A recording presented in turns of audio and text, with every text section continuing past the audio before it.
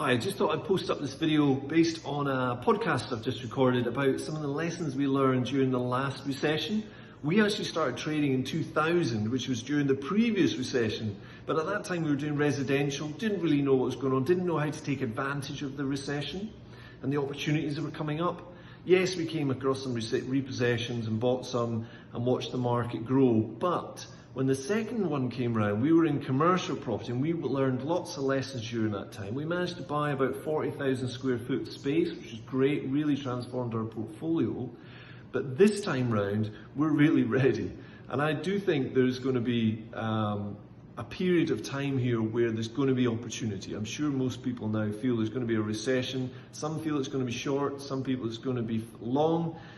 I guess at the end of the day, none of us have a crystal ball to actually see how it's going to be, but we need to try and look at lessons that were learned in the previous times to see how we can apply them this time. So I just wanted to share some of those things that I learned during the last recession. I've recorded a podcast on it, which you'll be able to pick up on Thursday from the usual places. It's Commercial Property Investor Podcast. But just now I wanted to give you a wee teaser of some of the things that I discuss. So the first thing of the 10 is, how actually long is this going to go on for? Because during 2008 and 9, although the recession itself was during that period, the actual period of opportunity went right through to 2013. We bought a building in 2013 that was directly related to the recession. And I go through the story of how we got that building. But it's important to remember that although the recessionary period might be short in terms of the graphs and charts, but the actual fallout will take time to pass through. And it may be even longer this time than last time because money is so cheap and because credit is not the problem this time. It's going to be income that's the problem this time. So think about that. How long is it going to be? I think the opportunity window is going to be quite long, but you need to be ready for it. You need to be doing something about it. The second thing is that these deals that will take time to wash through, you need to keep a database. If somebody says to you, no, I don't like your offer, it doesn't mean no forever. It just means no for just now. Because times change, people's perception of price and cost changes over time. The third thing is it's really important to start buying sooner rather than later. Don't leave it all till the end of this. Try and do it sooner. Try and work on deals, multiple deals, which is really important. And that's the next point, is keeping a volume of deals that you're looking at, so you're not emotionally attached to any specific one. But if you're looking at lots, they will fall at different points. But if you're only looking at one and engaging in one, it's going to be so important to you. You must get it that the chances are your negotiating position is going to be pretty poor. Bank funding, of course, is really important. That's the fifth thing. And bank funding did change during the last one. It may not change so much this time, but there's still things like engaging with professionals, producing really good spreadsheets and charts, etc., and propositions on what you're going to do with assets when you bring them on. And last time around, we had to improve that. And I'm sure we all will have to do that again this time round.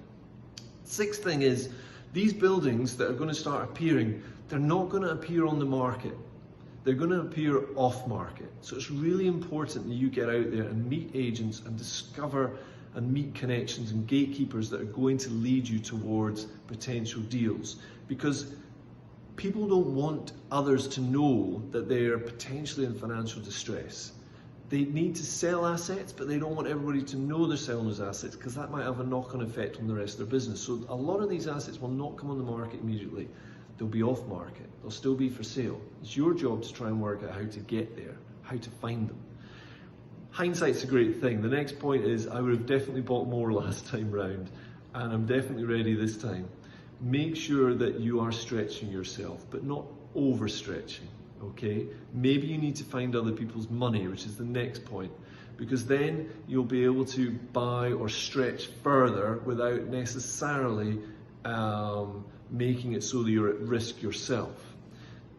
The eighth thing is the ninth thing is about land banking. I remember a lot of people bought land last time round.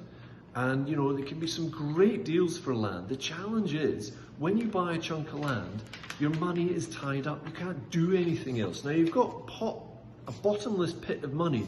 Fine, go and fill your boots with land deals. But if you want to try and create a long-term growth for your portfolio that's going to include lots of property from this time period, then you need to consider buying assets that either have an income already or you can turn around quickly and make them income producing quickly. So then you can leverage that and buy the next one.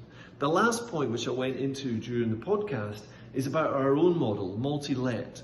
Multi-let commercial buildings can be really good during this period. Some people think that having short-term flexible leases and licenses is not great during recessions because people can leave. I'm telling you, it's a good time to be in that business model, because the other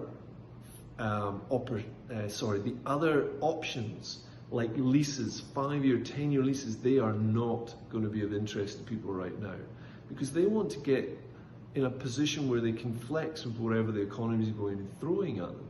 That's why our sector can do so well. But I go into that more in the podcast. So I hope you get a chance to register on your usual favourite platform for podcasts.